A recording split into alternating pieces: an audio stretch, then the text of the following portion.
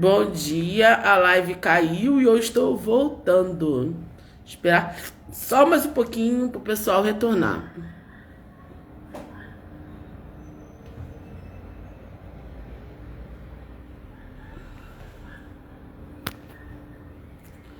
Gente, eu peço um pouquinho de paciência, que a live caiu.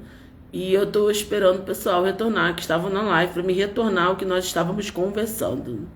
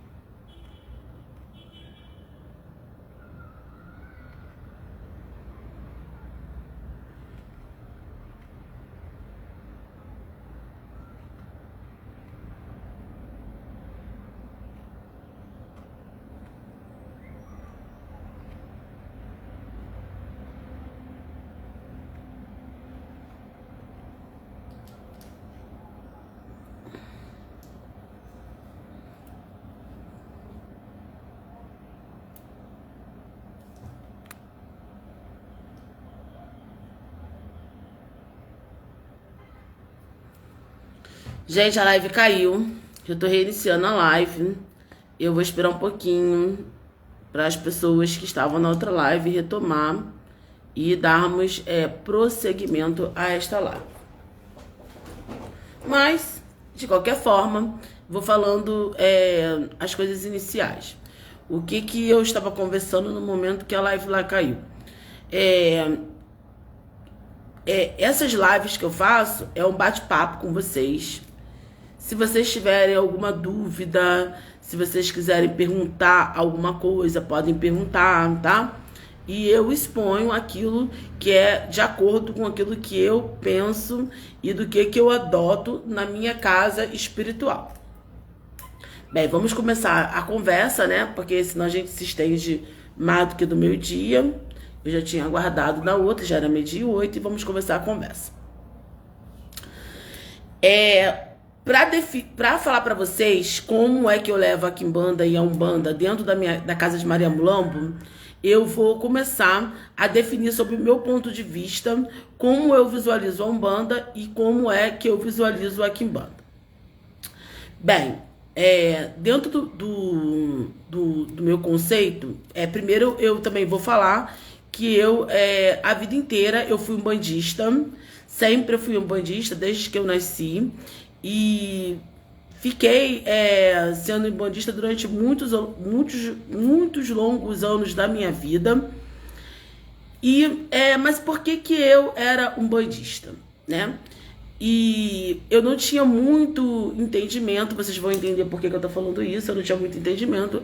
Eu era uma pessoa totalmente dominada pelas ideias embora sendo umbandista, que acontece com muitas pessoas que são umbandistas, eu era uma pessoa totalmente dominada pelo cristianismo. Eu era totalmente dominada pelo cristianismo. Eu tinha medo, porque no meu ponto de vista, eu respeito todos eles. No meu ponto de vista, o cristianismo, ele é uma doutrina que ele ameaça, né, através que eles falam sobre o pecado, né? Então o céu, o inferno. Então no meu ponto de vista, é uma religião o qual exterminou muitos inocentes na fogueira santa. no qual matou, executou muitos inocentes, e até hoje é uma religião que aprisiona o pensamento das pessoas, entendeu? As pessoas, eles colocam medo nas pessoas através da ideia do céu e do inferno. E eu fico a pensar, muitas das vezes, quando eu vejo muitas pessoas, né, que são fanáticas dentro do cristianismo, e eu fico a pensar como é que a pessoa pode ser tão opressora se as ideias, se elas professam, né, que tem que ser santas para ir para o céu. Como é que tomam tantas atitudes, eles tomam tantas atitudes assim, muitas das vezes atitudes de... eles não têm benevolência, né? Não são todas, mas não têm benevolência, criticam, julgam, não têm empatia com as pessoas, querem impor de qualquer forma sobre a nossa goela abaixo aquilo que eles acham como se fosse a realidade, né? E quando, na verdade, nós vivemos num estado laico, onde cada um pode professar a sua crença, a sua religião, aquilo que acredita. Então, eu acho muita falta de respeito quando uma pessoa quer impor sobre você aquilo que ela pensa, até porque cada um tem um pensamento, cada um pensa de uma forma diferente da outra, cada um tem uma forma de se expressar, cada um tem um jeito de pensar. Então, a minha verdade não é uma verdade única. A minha verdade, ela é uma verdade para mim e para aqueles que se acham de acordo em estar aceitando essa verdade. Mas em toda a verdade, ela não é absoluta. A verdade, ela não é absoluta. Ela é uma verdade para mim e para você é uma outra verdade dentro da realidade a qual você vive. Então, já começa por aí uma falta de respeito muito grande quando eu quero impor os meus pensamentos sobre uma determinada pessoa. Eu posso aconselhar e sempre eu falo, quando eu estou conversando até aqui, absorva o que for bom e o que for ruim, que você acha que você não concorda, você descarta. E voltando a falar sobre a Umbanda, né? A Umbanda, ela tem como... é uma religião não codificada. E aí a gente já entra... é uma religião brasileira não codificada. O que simboliza uma... e nascida dentro do Rio de Janeiro. E aí eu vou falar um pouquinho sobre a Umbanda. A Umbanda, na verdade, quando estávamos aqui no processo de importação de mão de obra escrava, se a gente for falar da evolução da Umbanda, na verdade ela foi uma religião do meio que foi criada, no qual ela aceitou vários ritos de outras religiões. Se você observar, a gente tem os santos católicos, a gente tem alguns preceitos de outras religiões, ela pega ideias... isso é muito interessante, Paulo. Terminei um curso de 1 ano e 9 meses de teologia de Umbanda e ainda preciso de muita resposta. Até hoje não sei quem são meus estudos de pombagiras, não incorporou, mas isso é desenvolvimento, a gente pode conversar depois, Paulo. Então a Umbanda, ela é uma religião que ela pegou dogmas de várias outras religiões. Se você observar, a Umbanda ela tem ideias kardecistas, até porque eu vim de tenda mirim, né, tenda de caboclo mirim, então eu aprendi que nós, numa reunião kardecista, o caboclo mirim, ele chegou e no qual estabeleceu-se uma nova religião. Não vou falar em detalhe porque não é o tópico da live. E aí ela tem ideias kardecistas, ela tem ideias, preceitos kardecistas, ela tem os santos da Igreja Católica, ela tem, na verdade, ela absorveu preceitos de várias outras religiões. E a Umbanda, ela é uma religião não codificada, e aí é que muitas pessoas precisam de estudar. Se ela é uma religião não codificada, não tem uma cartilha que determine o que é certo, o que é errado dentro da Umbanda, tá? Cada terreiro, ele tem um mentor espiritual, no qual aquele terreiro vai atuar de acordo com o mentor espiritual que atua dentro daquele terreiro. Ou seja, o que isso significa? Se eu levantar um copo para a direita e uma outra pessoa de uma outra casa de Umbanda levantar o copo para a esquerda, está correto. Porque se é uma religião não codificada, ela não tem cartilha, ela é dotada sobre um mentor espiritual daquela casa mediúnica, eu não posso dizer que aquilo está certo ou que está errado. Ou seja, então é uma falta. Primeiro que é falta de ética, eu sair por aí falando mal do terreiro dos outros. Segundo que é falta de estudo, eu sair por aí falando sobre um terreiro de Umbanda. Porque, isso está certo, isso está errado, isso está certo, isso está errado. Porque se você for estudar, você vai ver que a Umbanda ela é não codificada, ela não tem cartilha. Cada terreiro tem uma forma de estar trabalhando. E na Umbanda, o nosso mestre, o maior, nós somos seguidores de Jesus Cristo. Quando eu falo que eu não sigo os dogmas, hoje eu estou me libertando da ideia do cristianismo, não significa que eu não acredito em Jesus Cristo. Eu acredito em Jesus Cristo, sim, foi um mestre. Só que e Jesus Cristo, ele não tinha religião. Só que tem que eu só não acredito nas ideias que pregam como eles usam a imagem de Jesus Cristo para aterrorizar, para amedrontar as pessoas que estão sob o domínio do cristianismo. Mas eu também acredito em Jesus Cristo, assim como eu acredito em Buda, como eu acredito em outros mestres que existiram. E quando a gente fala que a Umbanda nós somos seguidores de Cristo, o que eu entendo hoje é que devemos nos evoluir, né? Devemos evoluir e sermos pessoas melhores. Devemos expandir a nossa mente, porque Jesus Cristo, ele viveu sobre a terra e foi um espírito, uma pessoa que tinha uma expansão, que a mente dele era expandida. Ele não tinha religião, Jesus Cristo não tinha religião. As pessoas hoje que querem colocar ele como sendo uma figura do cristianismo. Mas, enfim, isso é uma outra discussão.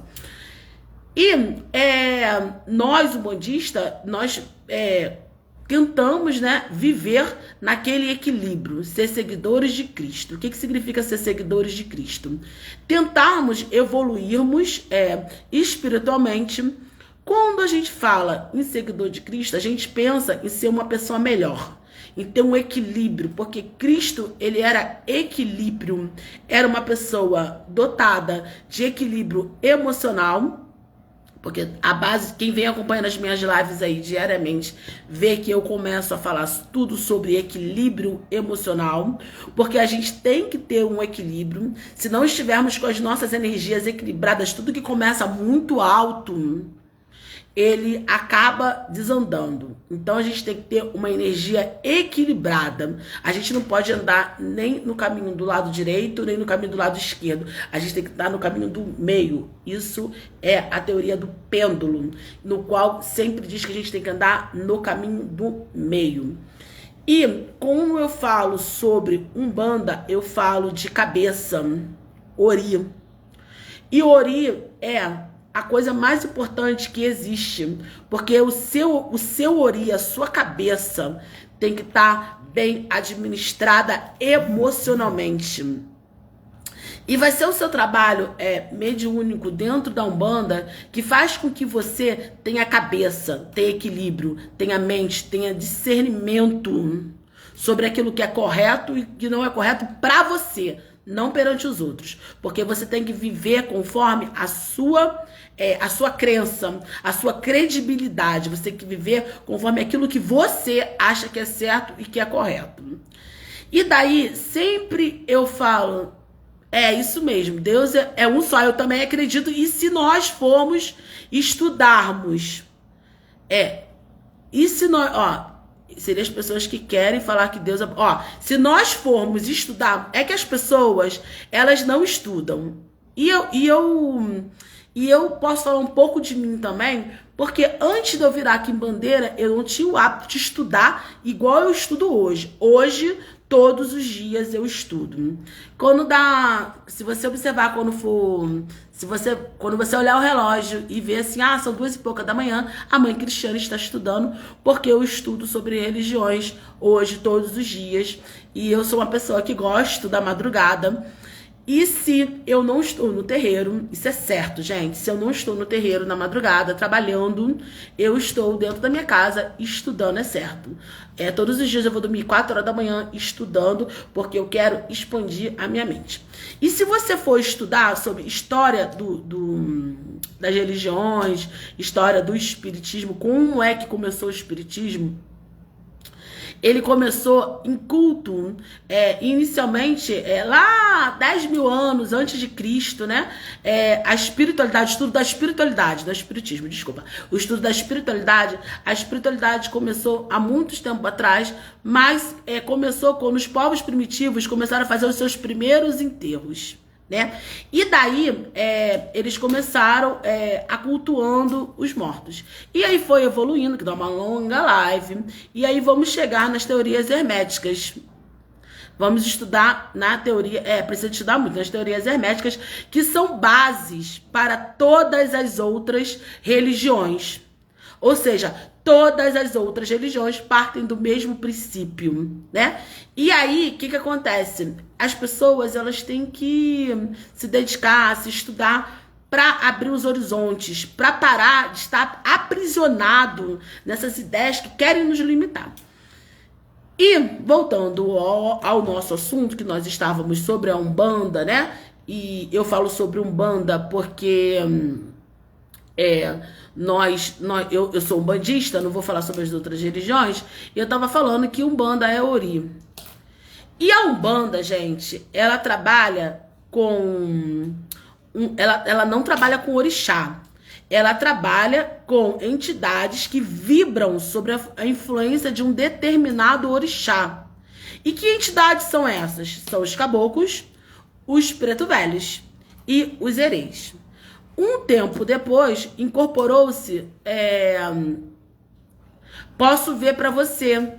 Porque, assim, eu pesquiso muito sobre livros. Eu posso te indicar, Paula. Depois eu falo com você no WhatsApp. Então, eu comecei com tudo, lendo Kybalion, que é o princípio de tudo. Eu comecei lendo esse, tá? Kybalion. Mas posso falar para você, depende do que você quer começar.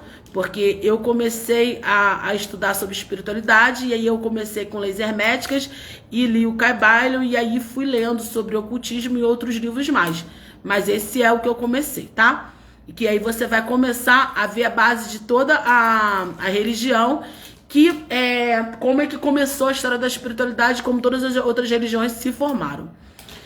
E o que acontece?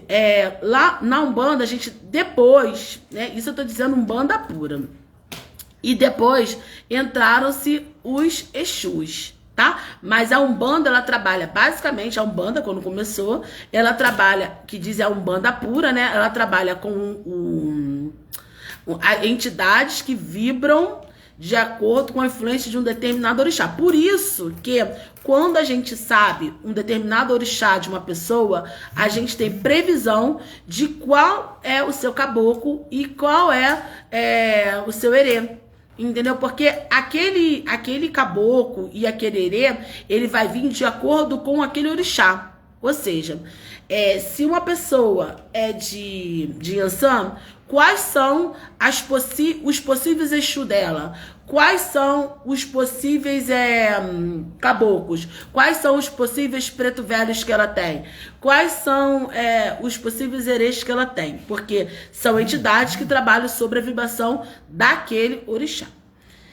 E depois, muito tempo depois, só que tem que eu era uma pessoa que eu tinha muita depressão. Eu trabalhava na Umbanda durante muitos anos, mas eu tinha muita depressão e algo faltava na minha vida. Cada pessoa, boa tarde, cada pessoa tem um trabalho mediúnico diferente do outro, tá? Nem todas as pessoas têm a mesma espiritualidade. Cada um é cada um.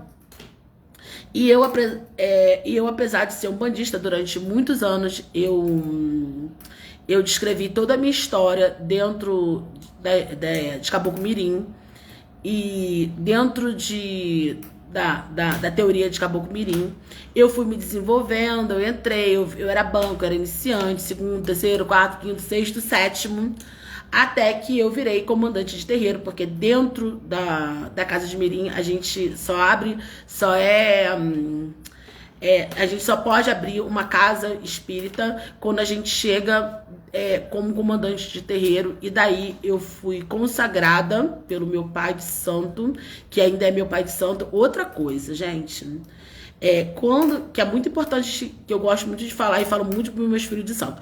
Quando a gente vai para uma casa de santo, as pessoas elas têm o hábito, né, de adentrar. É aquilo que eu falo sobre viver no equilíbrio. Que o que começa muito alto, ele sempre acaba. As pessoas elas entram dentro de uma casa de santo pela emoção do momento, tá? E aí elas ficam super entusiasmadas com o pai de santo, com a mãe de santo, com os irmãos de santo. E elas entram naquela euforia do momento. Elas não estudam. E casa de santo é compromisso, é casamento. É como se fosse um casamento. Bem, eu posso falar assim, se bem que os casamentos hoje em dia, cada um é cada um. Eu tenho 49 anos, eu tenho uma outra ideia e tô casada há 33 anos, né? Então eu vou falar dos casamentos mais antigos. E se bem que eu penso que um casamento ele dura até que o amor dure. E que o amor, eu digo assim, até que o respeito dure, né? É um compromisso. Então, casa de santo é um compromisso. Então, eu sempre falo para as pessoas que quando a gente entra numa casa de santo, sua casa de santo, é aquela em que você sente a energia vibracional das suas entidades, dizendo que aquele ali é o seu lugar. Isso é a sua espiritualidade dizendo para você que aquilo é sua casa de santo. E quando a gente entra numa casa de santo, a gente não tá lá para olhar para os nossos irmãos de santo, a gente não tá lá para olhar para nossa mãe de santo, a gente não tá lá para olhar para o pai de santo, a gente não tá lá para olhar para ninguém. A gente tá lá para olhar para a espiritualidade da casa que nos acolheu. O seu pai de santo e a sua mãe de santo, eles são instrumentos, vocês têm que respeitar, porque são instrumentos no qual a espiritualidade colocou ali na frente. Se eles estão ali na frente, é porque eles possuem o mérito. A espiritualidade colocou eles ali na frente para estar coordenando aquele trabalho mediúnico. Então você tem que respeitar, né? Ah, mas isso e aquilo, você tem que respeitar. Então, e mais importante, você tá ali para desenvolver o seu trabalho mediúnico. Você não tá ali para conversar com seu coleguinha. Então eu acho assim, as pessoas elas têm que começar a amadurecer. É o amadurecimento espiritual. Porque eu acho uma imaturidade quando uma pessoa chega e fala assim, olha, eu vou me afastar da casa de santo por causa de fulano. Porque eu estou aborrecida com fulano, porque eu estou aborrecida com ciclano. Primeiro que dentro da espiritualidade, a gente aprende, por isso que eu estou falando de Umbanda, dentro da Umbanda, a gente aprende, nós somos seguidores de Jesus Cristo. E se somos seguidores de Jesus Cristo, gente, nós somos pessoas que temos que aprender a benevolência e compreender as pessoas nas suas dificuldades. Não que eu vou aceitar o desaforo das pessoas, isso é diferente. Então, eu chegar, assim, eu fico observando, eu chegar para isso quando eu chego, né? Quando eu tenho respeito de chegar para um líder espiritual, pessoalmente, e falar para ele, assim, olha, a partir de hoje eu estou me desligando da casa de santo por conta de fulano.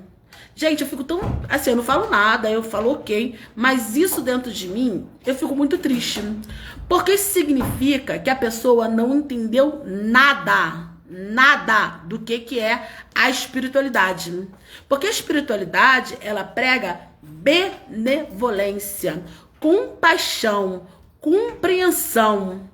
Então, se eu estou envolta dentro de um conflito, dentro da minha casa de santo, eu não entendi aquilo que é a espiritualidade.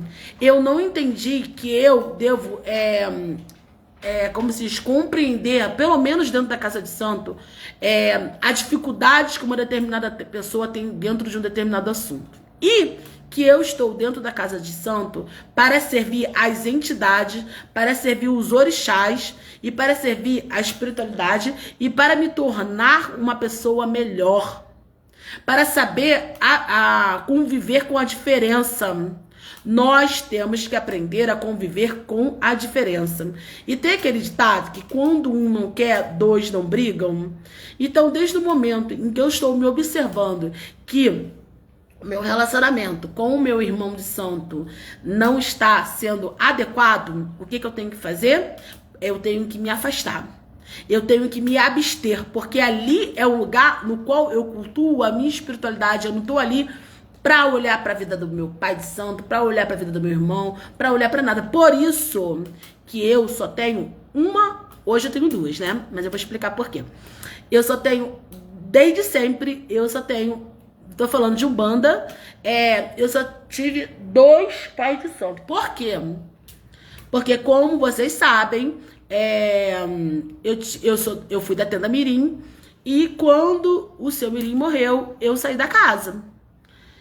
E aí eu comecei com o meu pai Jorge Correia, que é o meu pai até hoje, e eu sempre falo pra ele, pai, eu não vou sair da casa. Por quê?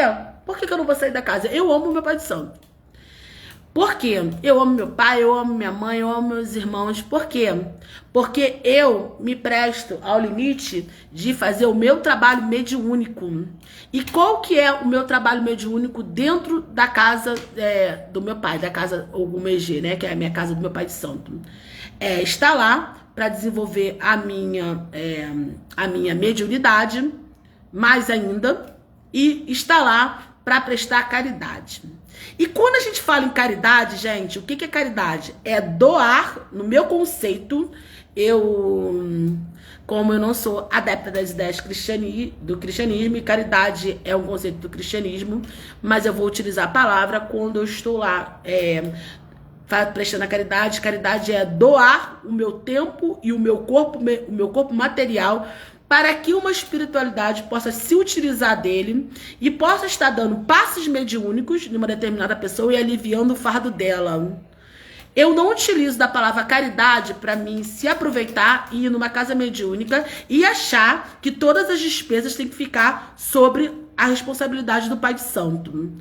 Porque o pai de santo, o meu pai de santo, ele já administrar... Eu creio que tem muitas pessoas aqui que devem ter terreiro, né? Que devem trabalhar. E tem outras pessoas que devem ser frequentadores de casa de santo.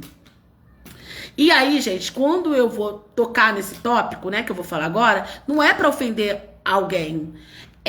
É para você abrir o seu pensamento, expandir o seu pensamento, porque o motivo das minhas lives são passar conhecimentos que eu acho verdadeiros e ajudar as pessoas a abrir os horizontes dela. E quando você abre os horizontes, quando você abre os seus olhos, a sua vida se transforma. Você se transforma numa pessoa mais equilibrada. No meu ponto de vista, quando eu estou com sentimento de raiva, de ódio, de rancor, e de qualquer outra coisa, quando eu fico me vitimizando, com sentimento assim, ai, fulano falou isso pra mim, eu tô triste. Isso é triste. Porque eu já vivi assim. E isso é muito triste, é muito pesado pra você. Se liberta disso, abre os seus olhos, se liberta do vitimismo, se liberta de ficar ofendido com o que as pessoas falam pra você, até porque... tem muitas pessoas que elas falam com você, conhecendo a sua personalidade, tá na maldade, de te magoar, de te colocar pra baixo, de te colocar depressivo para que você não consiga alcançar aquilo que você quer. Então, para com isso, sai disso, entendeu? Pro seu próprio bem. Para. Eu não tô falando nada aqui para te ofender, mas existem muitas pessoas que conversam com você, falam com você no propósito de tocar na sua ferida e de te ofender. Então, para com essa mania de ficar tudo que as pessoas falam, você ficar se ofendendo. E aí, eu vou falar de um assunto que, assim, no meu ponto de vista, olha, e já tô falando em live, que eu espero que as pessoas que sejam prudentes nunca me façam essa pergunta, porque é uma pergunta que eu falo com o meu Espírito Santo que me aborrece extremamente. É perguntar, é de graça? Gente, primeiro que quando a gente trabalha com o espiritual, a gente não trabalha com dinheiro, para começar. Então, eu visualizo que nós não trabalhamos com importância material, e daí depois eu vou explicar isso na Quimbanda, tá? Como eu tô falando de Umbanda, eu tô falando dessa forma. A gente, quando eu chegar dentro da Quimbanda, eu vou falar uma outra coisa. Até na Quimbanda também. A gente não trabalha com dinheiro. Gente, dinheiro ele é material. A gente não trabalha com isso, a gente trabalha com energia, até dentro da Umbanda. Eu penso assim, se você vai... Tem pessoas que falam assim, mas lá na casa do pai de santo tal, eles dão até erva. Se eu tiver erva e na hora você estiver precisando, eu também vou fazer um banho pra você. Agora, se eu não tiver a erva se eu ver que a pessoa realmente ela não tem condições, e se eu posso até ver ali, olha, vamos ver uma erva, tem pessoas realmente que não tem condições. E aí eu vou falar uma coisa. Quando é que eu peço para os meus filhos de santo, se a pessoa não tiver erva, se eu não tiver erva, ou até eu mesmo fazer uma vaquinha e comprar uma erva para a pessoa? Quando a pessoa está com problema de saúde. Se a pessoa estiver doente, com problema de saúde, eu peço até para os filhos de santo ou para alguém para pegar uma erva. Agora, se a pessoa, você me desculpa, não quero ofender ninguém, tem coisas que são... se a pessoa tiver com problema de egocentrismo, de querer uma pessoa de qualquer jeito, eu quero um homem, eu quero uma mulher de qualquer jeito, isso aí é satisfação do ego, é querer aprisionar uma pessoa que não tá mais no seu caminho. Quando a pessoa quer destruir uma outra pessoa, fazer maldade com uma outra pessoa, que eu vejo que ela tá com um problema, que é um problema do ego dela, porque quando você vai para uma casa mediúnica, dentro da minha casa, gente, eu já tive pessoas de chegar sendo filho de santo. Eu acho isso um absurdo. Sendo filho de santo, chegar com frango pra matar, pra destruir um outro irmão de santo. Gente, isso aí E a pessoa dizer que é espiritualizada, porque dentro da casa de santo, nós que somos líderes espirituais, adentra muita gente dentro da nossa casa de santo, querendo ter mais conhecimento do que nós, líderes. Mas eu costumo dizer que nesta vida a gente nunca é pleno, a gente sempre aprende, a gente sempre está para aprender, né? Estamos para aprender, então ninguém é sábio. Então, dentro da minha casa, quem tem muito conhecimento não se cria. Porque, assim, gente, eu tô falando no bom sentido, tá? Muito conhecimento querendo passar por cima daquilo, dos dogmas da casa. Eu tô falando muito conhecimento que quer passar por cima dos dogmas da casa. Não é quem tem muito conhecimento, tem um bom entendimento. Ele não se cria. Até porque quem não se aprende a baixar nunca vai crescer, né? Quem não se abaixa nunca vai crescer, porque a gente tem que ter humildade. E eu tenho até uma pessoa que me orienta dentro da casa, não vou citar o nome, que fala assim, poxa, Cristiane, você se compara muito com filho de santo, você desce muito, mas eu sou igual ao filho de santo. Eu sou igual a todos os filhos de santo. A única diferença é que para alguns filhos, né, eu tenho mais conhecimento do que eles. Por quê? Porque eu estudo mais, eu estudo todo dia. Todo dia eu estudo de madrugada. Todo dia, quando vocês tá de madrugada, a mãe Cristiane tá estudando. Eu faço os meus preceitos todo dia de madrugada. Eu me espiritualizo todo dia de madrugada. O meu Exu come todas as segunda-feiras. Então, eu me fortifico. Eu faço todos os meus preceitos espirituais que eu tenho que fazer, conforme os meus orientadores, meu pai de santo fala, igual o meu tata fala. Então, todas as minhas obrigações estão em dia. Por quê? Então, isso, quando você está com todas as suas obrigações em dia, com todos os seus preceitos em dia, quando os seus Exus estão bem alimentados e quando você faz as suas preces, as suas orações, as suas invocações, né? Eu tenho que mudar o vocabulário. As suas invocações todos os dias, na madrugada, principalmente às 3 da manhã, você se torna espiritualmente uma pessoa forte. Quando você começa a se libertar de sentimentos inferiores e quando você começa a Quando você começa a se libertar de sentimentos inferiores e quando você começa a abrir a sua mente e a não se importar mais com parar de se vitimizar, quando você começa a tomar responsabilidade sobre a sua vida, quando você começa a não dar importância para o que não tem importância, e quando você começa a viver sobre a influência de determinadas entidades, você começa a ficar mais forte espiritualmente. Mas eu sou igual a todos. A única diferença é essa entre eu e as demais pessoas dentro da minha casa de santo. E aí, gente, eu estou falando, quando eu falo sobre tudo isso, eu falo sobre equilíbrio. E é o que eu quero que vocês aprendam, o que a nossa Umbanda, ela traz para nós. É equilíbrio. Por que a Mãe Cristiane... Olha, a Mãe Cristiane não falou aqui sobre orixá. Mãe Cristiane não falou aqui sobre entidade. Mãe Cristiane não falou aqui sobre nada. Assim, sobre preceitos. Mãe Cristiane, o tempo todo, está falando aqui sobre equilíbrio. Sobre nos libertarmos do egoísmo. Porque quando adentrei nisso, eu comecei a falar sobre a caridade. Eu estava nesse assunto, sobre a caridade. E aí eu falei que eu não adoto caridade. Por quê? Porque caridade é um preceito do cristianismo. E eu não sigo o cristianismo. Estou me desvencilhando do cristianismo. E estou falando que a pessoa que acha que o pai de santo tem que pagar a conta de luz sozinho, que o pai de santo tem que prestar caridade. Qual é a caridade do pai de santo e dos médiums? Doar o seu tempo e o seu corpo para que uma entidade mediúnica possa estar utilizando do corpo do médium para aplicar um trabalho de desobsessão, para aplicar um passe, para dar uma palavra amiga. Isso é trabalho de caridade, gente.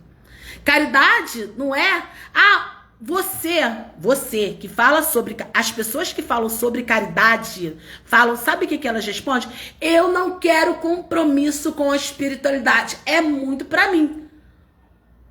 Mas é pouco pro seu irmão que tá doando o corpo dele e que está ali todo dia, lá no centro para te receber? Ou seja, para você é compromisso. Para ele é o quê? E você não pode nem ajudar a pagar uma conta de luz, uma conta de água, comprar os materiais de higiene pro terreiro, comprar uma água para beber e ainda tem o despautério de falar mal do terreiro.